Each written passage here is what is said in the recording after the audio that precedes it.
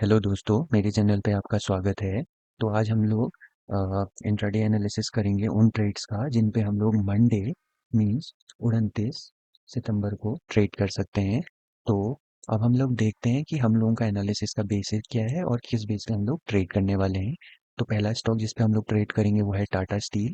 अब देखते हैं कि एनालिसिस किस बेस पे हम लोग कर रहे हैं। तो ये 75 मिनट्स का टाइम फ्रेम है। तो हुआ क्या है, स्टॉक ने एक बहुत अच्छी रैली दी है। उसके बाद स्टॉक एक रेंज में आके कंसोलिडेट हुआ कुछ इस तरीके से। तो ये इसकी रेंज थी और उसने स्टॉक ने उस रेंज का ब्रेकआउट दिया। ठीक है, पहले इतना समझते हैं कि स्टॉक ने क्या करा, एक अप मूवमेंट दिया। उसके बाद स्टॉक ने क्या करा, एक रेंज में ट्रेड किया। अब पहले इस रेंज को देखते हैं। अब रैली हमें समझ में आ चुकी है कि स्टॉक ने क्या करा, रेंज में पहले इस जोन पे अपना एक हाई बनाया। उसके बाद स्टॉक नीचे गिर गया।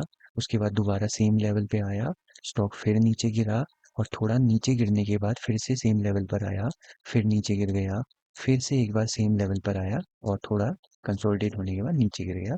तो अब देखते हैं यहाँ पर हो क्या रहा था। एक बार मैं इसको रेस कर दूं। ओके, तो आप लोग गौर से देखेंगे तो हुआ क्या था, स्टॉक ने यहाँ पर एक कप पैटर्न का फॉर्म किया था। ये उसका हैंडल था, ये उसका सेकंड हैंडल था। तो इस चार्ट पैटर्न को हम लोग बोलते हैं complex cup and handle pattern.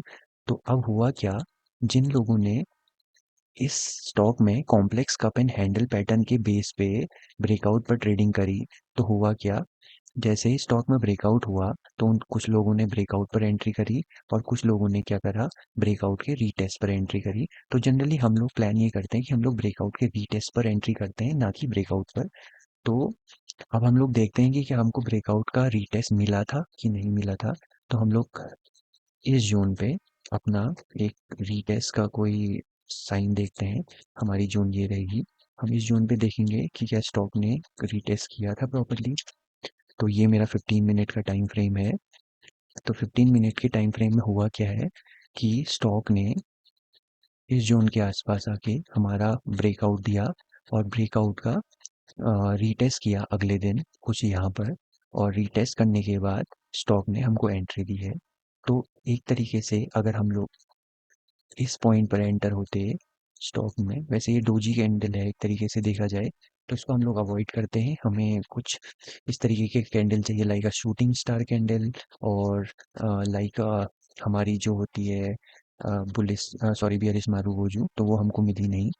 तो उसके बाद क्या हुआ, स्टॉक ने स्टॉक यहाँ से ऊपर गया, उसके बाद स्टॉक नीचे गिरा और स्टॉक ने सेम उसी लेवल को अपना टेस्ट किया जिस लेवल से वो गिरा था। लगभग लगभग सेम लेवल पर आया और नीचे गिर गया।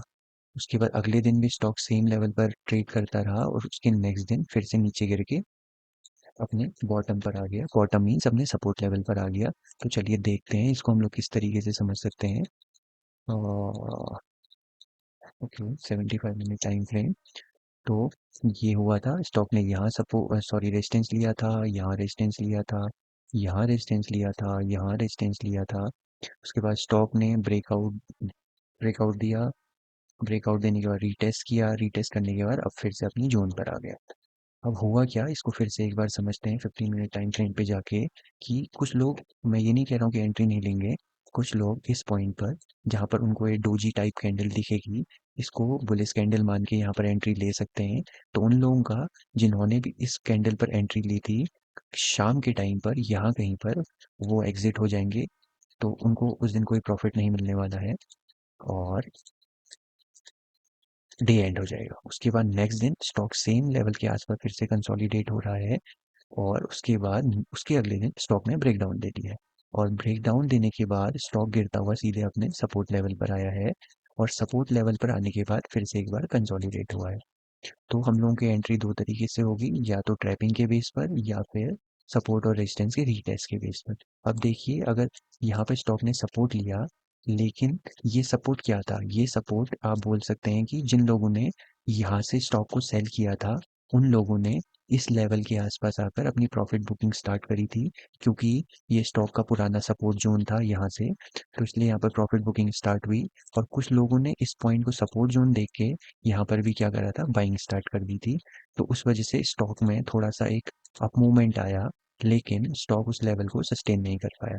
तो जब भी एक हमको स्ट्रांग मूवमेंट मिले जहाँ पर क्या हो रहा हो, स्टॉक रेजिस्टेंस से सपोर्ट तक आए, तो सीधे डायरेक्ट एंट्री प्लान मत करिए, स्टॉक को रीटेस्ट करने दीजिए।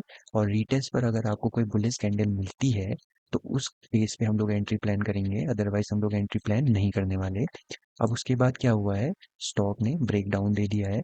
तो अभी क्या हुआ है, स्टॉक ने ब्रेक डाउन दिया हुआ है, लेकिन आप लोग नोटिस करेंगे यहाँ पर कोई बहुत बड़ी कैंडल नहीं बनी है। मीन्स यहाँ पर लोगों का एसएल हिट नहीं हुआ। तो इट मीन्स यहाँ पर बहुत कम लोग थे जिन्होंने बाइंग करी थी। अब क्या होगा, स्टॉक अपने सेम सपोर्ट लेवल को रीटेस्ट करने आएगा, और यहाँ पर हमको कोई बियरिश कैंडल मिले, तो स्ट्रॉन्ग बियरिश कैंडल, ना कि bearish candle, bearish candle like कुछ इस तरीके से, सॉरी, कि हमको यहाँ पर एक बियरिश मारूबुजू मिल जाए, या फिर हमको हो सकता है कि यहाँ पर हम लोग बोले शूटिंग स्टार कैंडल मिल जाए। तो शूटिंग स्टार कैंडल कुछ इस तरीके की होती है, उसमें एक ऐसी विक होगी, और उसके बाद उसके नीचे इस तरीके का बॉडी होगी। अगर इस तरीके की कोई बॉडी और मिल जाती है तो हम लोग उसके बेस पर एंट्री प्लान करेंगे। और कंडीशन ये रहेगी कि टाटा स्टील हमारा मेटल सेक्टर से बिलोंग करता है, तो टाटा स्टील के साथ साथ उस दिन हमारा मेटल सेक्टर भी गिरना चाहिए। अदरवाइज अगर मेटल सेक्टर अप मूवमेंट में है और टाटा स्टील गिर रहा है, तो होगा क्या, टाटा स्टील एक बार लोगों को ब्रेक डाउन पर फंसा देगा, और उसके बाद वो अपना फिर से रिवर्स हो जाएगा ऊपर की ओर। तो ये कंडीशन रखिएगा कि स्टॉक के साथ साथ उसका सेक्टर भी फॉलो होना चाहिए। इस चीज़ पे आप लोग ध्यान रखिए। प्लस निफ्टी के मूवमेंट को भी आप लोग देखते रहिएगा। फिर सेकंड स्टॉक जिस पे हम लोग ट्रेड करने का प्लान कर सकते हैं, वो स्टॉक है हिंदुस्तान यूनिलीवर। तो इसमें हुआ क्या है, सेम वही चीज़, स्टॉक ने एक स्ट्रॉन्ग अप मूवमेंट दिया like this, higher high, higher low, higher high, higher low and high. इसके बाद स्टॉक ने क्या करा, इस लेवल से गिरना शुरू किया, और नीचे गिरने के बाद सेम उसी लेवल पे टच किया है, तो ये एक हमारा रेजिस्टेंस लेवल था। तो अब हम लोग क्या करते कि जिस लेवल से स्टॉक ने ऑलरेडी इतनी बड़ी रिजेक्शन कैंडल बनाई है, उस के आसपास हम लोग अपनी एंट्री प्लान कर सकते थे। तो हम लोग की एंट्री यहाँ कहीं पर होती, लेकिन आप लोग देख सकते हैं कि यहाँ पर हमको कोई रिजेक्शन कैंडल नहीं मिल पाई हमारे अकॉर्डिंग, तो हम लोग उस पर डायरेक्ट लाइन नहीं करते। लेकिन जैसे ही हमको यहाँ पर एक हायर लो का फॉर्मेशन होते हुए, लोअर हाई का फॉर्मेशन होते हुए दिखता, कि स्टॉक पहले सेम रेजिस्टेंस लेवल से गिरा, फिर ऊपर गया, यहाँ पर एक शूटिंग स्टार कैंडल बनाई, और फिर नीचे गिर गया, तो हम लोग इसके बेस पर एंट्री प्लान कर सकते थे। और हमारा जो एंट्री रहती वो इस कैंडल के बेस पर रहती, और हम लोग एग्जिट होते डे एंड पर। तो डे एंड पर ये हमको मोटा मोटा 1:1.859, 1:9.5, ओके, तो मोटा मोटा 1:2 का टारगेट देके चला जाता। तो ये हमारा तरीका था। अगर हम लोग यहाँ पर एंट्री करना चाहते, तो अगर आप लोग एंट्री नहीं करते तो आप लोग एंट्री अवॉइड भी कर सकते थे, जरूरी नहीं है कि हमने एंट्री लेनी ही है। उसके बाद स्टॉक ने क्या किया, अपने पुराने सपोर्ट जोन पे आया, ये इसका एक सपोर्ट था, उसी लेवल के आसपास आके स्टॉक ने करीब करीब एक दिन, 2 दिन, 3 दिन, 4 दिन, 4 दिन कंसोलिडेट किया, और 5वें दिन ब्रेक डाउन दे दिया। तो हम लोग की कंडीशन वही है कि हम लोग ब्रेक डाउन पे एंट्री नहीं करेंगे। ब्रेक डाउन के बाद जब स्टॉक रीटेस्ट करने आएगा, तो हम लोग स्टॉक को रीटेस्ट पे हम लोग क्या करेंगे, एंट्री के लिए प्लान करेंगे। तो यहाँ पर हुआ क्या, स्टॉक ने कंसोलिडेट किया था पूरी इस जोन में, और जोन को उसने ब्रेक किया। तो अब वो लोग जो लोग केवल कंसोलिडेशन के बेस पर, और ये देखकर कि स्टॉक आज अपसाइड मूव किया है, इसमें बाइंग के लिए एंटर हो जाते, तो वो लोग फंस जाते, क्योंकि ऊपर पर एक स्ट्रॉन्ग रेजिस्टेंस लेवल था जहाँ से स्टॉक ने 2-3 बार ऑलरेडी सपोर्ट ले ले चुका था और वहाँ से गिरा था। तो हम लोग क्या कर सकते थे, इस जोन के आसपास एंट्री प्लान करते। तो अब इसको 15 मिनट पे हम लोग देखते हैं कि हम लोगों को कोई एंट्री मिली। तो आप लोग देख सकते हैं कि ये हमारी एंट्री थी, ये हमारा एक shooting star kind of candle थी। तो हम लोग क्या करेंगे, यहाँ पर एंट्री लेंगे, और आप या तो 1:2 पर या फिर डे एंड पर एग्जिट कर सकते हैं। तो हम लोग यहाँ करीब एग्जिट कर सकते थे 1:2 पर। तो ये होगा 1:2.12 का हमको टारगेट मिला है, मतलब 1:2। तो ये हमारे तरीका था इसमें एंट्री करने का। अब उसके बाद स्टॉक ने क्या किया, फिर से गिरना चालू किया, हायर हाई। इस बार स्टॉक ने क्या करा है, देखिए, स्टॉक ने यहाँ से गिरना चालू किया, ये इसका हाई था, ये इसका लो था। उसके बाद ये क्या हुआ, लोअर हाई, ये लोअर लो, ये लोअर हाई, ये इसका लोअर लो, ये लोअर हाई, ये लोअर लो, और ये लोअर लो के साथ साथ अगले सपोर्ट लेवल पर आ चुका है। तो अब जैसे स्टॉक इस सपोर्ट लेवल पर आया, तो अब फिर से लोग सपोर्ट देखकर एंट्री के लिए एंट्री स्टार्ट करेंगे। तो यहाँ पर जिन लोगों ने भी एंट्री प्लान करी, तो उनका क्या हुआ, स्टॉप लॉस हिट हो गया। तो हिट क्यों हुआ वो भी देखते हैं कि यहाँ पर एक हमारी, सॉरी, ये 75 मिनट्स का टाइम फ्रेम है। तो यहाँ पे स्टॉक ने एक सपोर्ट लिया था। अब सपोर्ट लेने के बाद क्या हुआ वो 15 मिनट टाइम फ्रेम पे देखते हैं। तो देखिए, स्टॉक ने इस जोन के आसपास सपोर्ट लिया था, तो जिन लोगों ने एंट्री प्लान करी, कुछ इस तरीके से देखिए। तो मॉर्निंग की पहली 15 मिनट की कैंडल में ही उन सब लोगों को एंट्री दिलवाई गई। स्टॉक आपको किसी तरीके से नहीं छोड़ेगा, आपको हर तरीके से स्टॉप लॉस खाने का प्लान तरीका उसके पास तैयार है। तो ये आपका कंसोलिडेशन और सपोर्ट जोन था। अगर आप लोगों ने यहाँ पर डायरेक्ट एंट्री ले ली, तो स्टॉक ने क्या करा, इसका हाई ब्रेक किया और लो ब्रेक किया। तो जो इस कंसोलिडेशन के बेस पर इसमें बाइंग का प्लान कर रहे थे, उन सब लोगों को पहले स्टॉक से बाहर निकाल दिया गया। अब उसके बाद जो लोगों ने इस पे सेलिंग का प्लान किया, उन लोगों को भी कैसे बाहर निकाल दिया गया। तो अब जिन लोगों ने भी इस स्टॉक को गिरता हुआ देखकर इसमें सेल का प्लान किया होगा, तो उन लोगों का स्टॉप लॉस कहाँ पर लगा होगा, उन लोगों का स्टॉप लॉस लगा होगा इस कैंडल के हाई पर। तो उन लोगों का भी स्टॉप लॉस खा दिया गया जैसे ये इसके ऊपर निकला। तो इस तरीके से बायर्स और सेलर्स दोनों का माइंडसेट लेकर अगर आप चलेंगे, तो दोनों तरीके से आपका स्टॉप लॉस जाएगा। तो तरीका ये है कि आप लोग एक बार स्टॉप लॉस पहले हिट होने दीजिए, उसके बाद आप एंट्री प्लान करिए। तो एक बार यहाँ पर क्या हुआ है कि बायर्स का स्टॉप लॉस खाया गया, दूसरी बार क्या हुआ, सेलर्स का स्टॉप लॉस खाया गया, और उसके बाद स्टॉक ने अपनी एक्चुअल मूवमेंट दी है। तो इस तरीके से हम लोग एंट्री प्लान करें, अगर करते तो हमारे स्टॉप लॉस जाते। तो तरीका क्या था, तरीका ये था कि हम लोगों को एंट्री प्लान करनी है रीटेस्ट के बेस पर।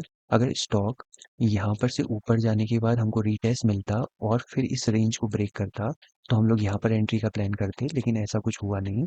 तो ये तरीका है कि आप लोग ज़्यादा पेशेंस के साथ काम करेंगे तो आपको क्या होगा, अच्छे रिवॉर्ड मिलेंगे और आप मेंटली स्टेबल भी रहेंगे। उसके बाद आप स्टॉक ने फिर क्या किया है देखते हैं।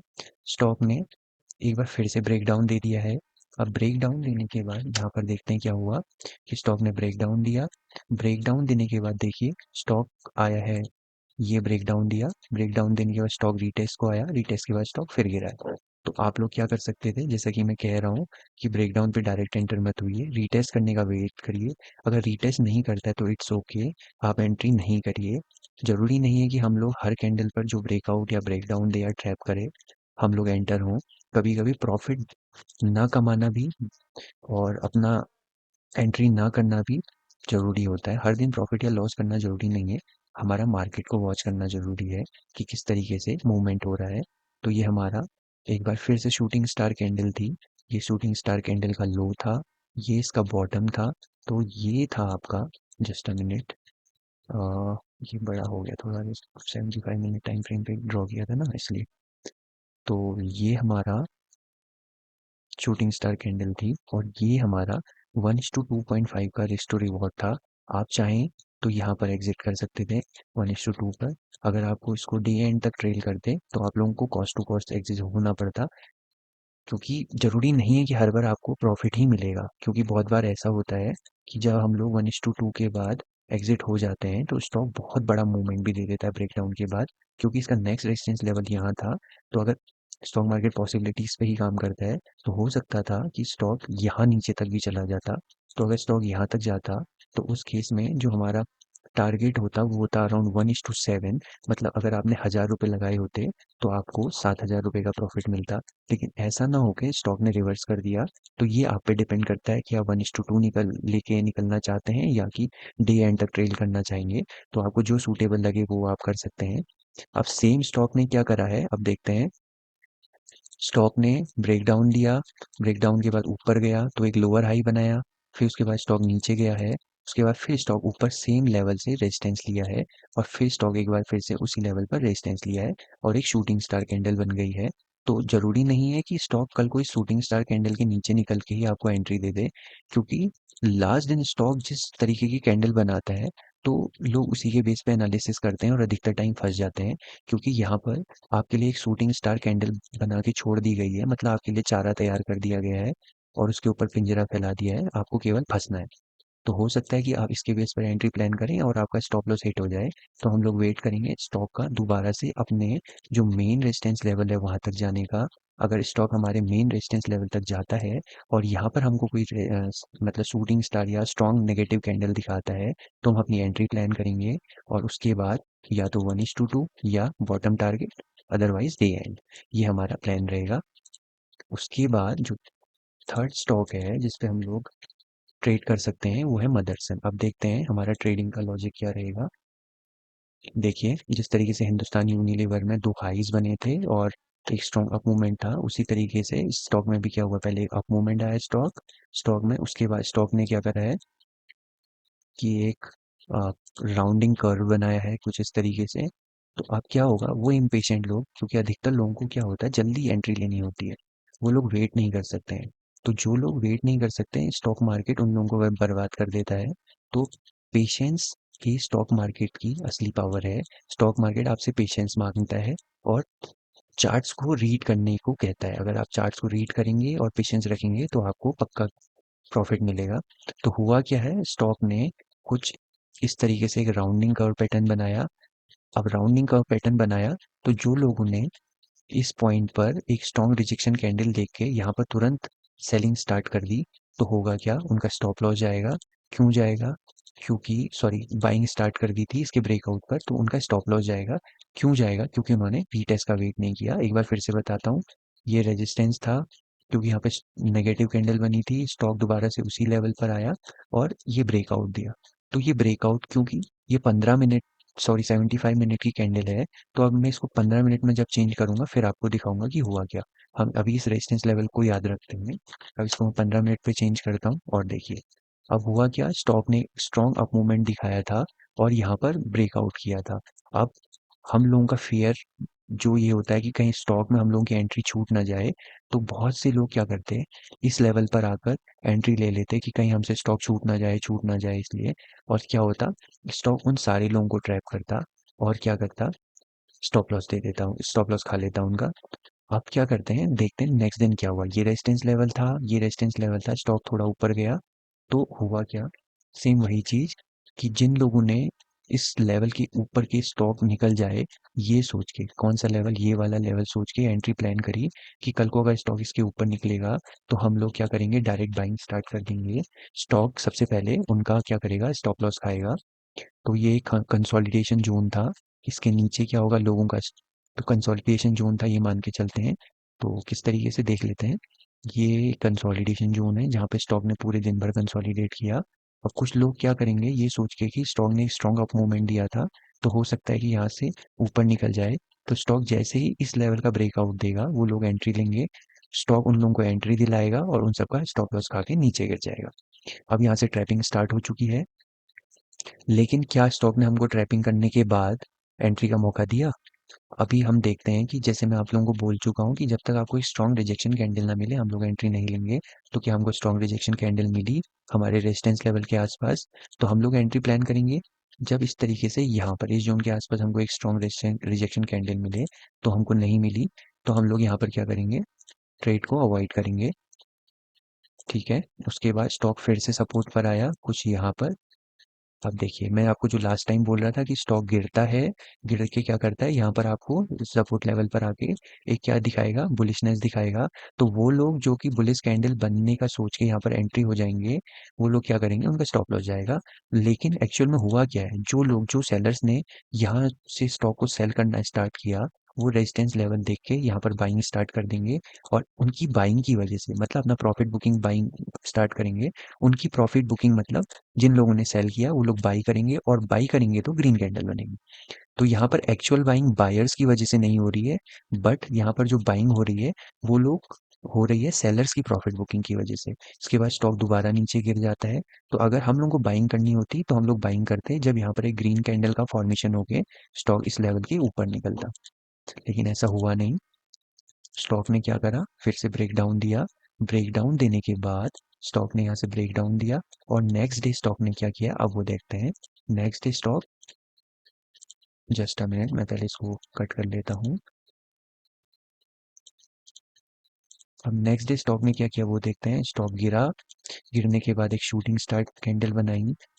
फिर से वही जो इम्पेशेंट लोग थे उनका स्टॉप लॉस खा दिया गया है नेक्स्ट डे की पहली कैंडल के साथ। अगर आप लोग इस कैंडल के बेस पे नेक्स्ट डे प्लान करते हैं कि यहाँ पर एक शूटिंग स्टार कैंडल बनी है, कल मॉर्निंग पे मैं जैसे ही स्टॉक इसके नीचे जाएगा एंट्री करूंगा, तो उनका मॉर्निंग की पहली कैंडल पे ही स्टॉप लॉस खा दिया गया है। तो इस तरीके से सेलर्स एग्जिट हो चुके हैं। अब आई बायर्स की बारी। अब बायर्स क्या करेंगे? बायर्स जैसे ही इसके ऊपर एंटर होंगे तो उसको उनका स्टॉप लॉस होगा इस लेवल के नीचे, और यहाँ पर उनका स्टॉप लॉस गया तो बायर्स और सेलर्स दोनों का स्टॉप लॉस जा चुका है। अब क्या हो रहा है? लास्ट हाई, लोअर हाई हमारा देखिए, स्टॉक ने गिरा, लोअर हाई बनाया, फिर गिरा, फिर लोअर हाई बनाया, फिर गिरा, फिर लोअर हाई बनाया, फिर गिरा, फिर लोअर हाई बनाया। तो स्टॉक ने अपने लास्ट लेवल से पहले ही गिरा और यहाँ पर एक क्या करा, रिजेक्शन कैंडल फॉर्म कर दी है। मीन्स ये अभी भी लोअर हाई फॉर्म करते हुए नीचे को गिर रहा है। तो वही अगर आप लोग रिस्क ले सकते हैं तो आप लोग क्या करेंगे, स्टॉक में यहाँ पर एंट्री प्लान कर सकते हैं, क्योंकि बायर्स और सेलर्स दोनों का स्टॉप लॉस हिट हो चुका है। तो अब जो मूवमेंट होगा वो एक्चुअल मूवमेंट होगा। तो इस तरीके से हम लोगों का क्या होगा, स्टॉक फिर से नीचे गिर जाएगा। और अब क्या हो चुका है, स्टॉक अपनी अभी की करंट प्लेस पे आ चुका है जहां पर से हम अब एनालिसिस शुरू करेंगे। तो स्टॉक ने क्या करा, एक स्टॉक डाउन मूवमेंट दिया। डाउन मूवमेंट देने के बाद इसने क्या करा, एक शूटिंग स्टार कैंडल बनाई है। और शूटिंग स्टार कैंडल बनाने के बाद उसने क्या करा, सेम उसी लेवल पर कंसोलिडेशन किया है और लोगों को ट्रैप कर दिया है। तो अब आप बोलेंगे, आप तो बोल रहे थे कि शूटिंग स्टार कैंडल पे हमने एंट्री लेनी है, लेकिन हम लोगों को ये भी देखना है कि उस पर्टिकुलर डे पर उस सेक्टर का कैसा परफॉर्मेंस रहा था। तो ये भी हमारे लिए इंपॉर्टेंट होता है देखना। उसके बेस पर हम लोग एंट्री करेंगे। अदरवाइज आप लोग कह भी सकते हैं कि हाँ, हम लोग जो एंट्री या जो अ, तरीका प्लान कर रहे हैं एंट्री का, वो यहाँ पर फेल हो गया है, क्योंकि हर बार आप सही नहीं होंगे। तो यहाँ पर क्या हुआ, स्टॉक ने ब्रेक डाउन दिया। यहाँ पर आप देखेंगे तो बहुत स्ट्रॉन्ग क्या करा था, हैमर कैंडल बनाई थी। तो इस तरीके से उसने स्टॉक ने रीटेस्ट किया। रीटेस्ट करने के बाद स्टॉक नीचे गया, फिर ऊपर गया, और एक तरीके से अब यहाँ पर स्टॉक क्या कर चुका है, अपनी सपोर्ट के अंदर एंट्री कर चुका है। तो अब हम लोग क्या करेंगे, फिर से वही होगा कि यहाँ पर क्या किया जाएगा। अब स्ट्रॉन्ग कैंडल बनते ही बायर्स को ट्रैप किया जाएगा सबसे पहले, कि जो लोग बाइंग इस बेस पर करेंगे कि ये जो हमारी ग्रीन स्ट्रॉन्ग कैंडल बनी है इसका हाई ब्रेक होगा, हम लोग एंटर हो जाएंगे। सबसे पहले उनका स्टॉप लॉस खाया जाएगा। तो उसका स्टॉप लॉस कहाँ होगा, हो सकता है कि उनका स्टॉप लॉस इस जोन के नीचे हो। तो जैसे ही यहाँ पर एक एंट्री मिली तो उनका स्टॉप लॉस हिट करने के लिए कैंडल नीचे आ जाएगी। अगर कैंडल नीचे नहीं आती है, यहाँ पर रेजिस्टेंस सपोर्ट लेके फिर ऊपर चली जाती है, तो ये हमारे लिए एक सिग्नल है कि हाँ, अब हम लोग स्टॉक में एंट्री कर सकते हैं बाई साइड के लिए। अब स्टॉप लॉस खाने के बाद स्टॉक में अगर क्या होता है, कैंडल कुछ यहाँ पर आती है, पहले गिरती है, फिर रिटेस्ट लेती है, फिर नीचे गिरती है, तो हम लोग सेलिंग का प्लान करेंगे। कंडीशन रहेगी कि हम लोग उस दिन उस पर्टिकुलर सेक्टर का परफॉर्मेंस भी देखेंगे कि उस दिन वो सेक्टर कैसा परफॉर्म कर रहा है। अगर हमारा स्टॉक गिर रहा है स्टार्टिंग में और स्टॉक का सेक्टर बढ़ रहा है, तो हो सकता है कि थोड़ा गिरने के बाद हमारा स्टॉक रेंज बाउंड हो जाए। तो ये सारी चीज़ें अपने ध्यान में रखनी ज़रूरी है। तो ये हमारे एनालिसिस का बेसिक था, जिसके बेस पे हम लोग एंट्री कर सकते थे।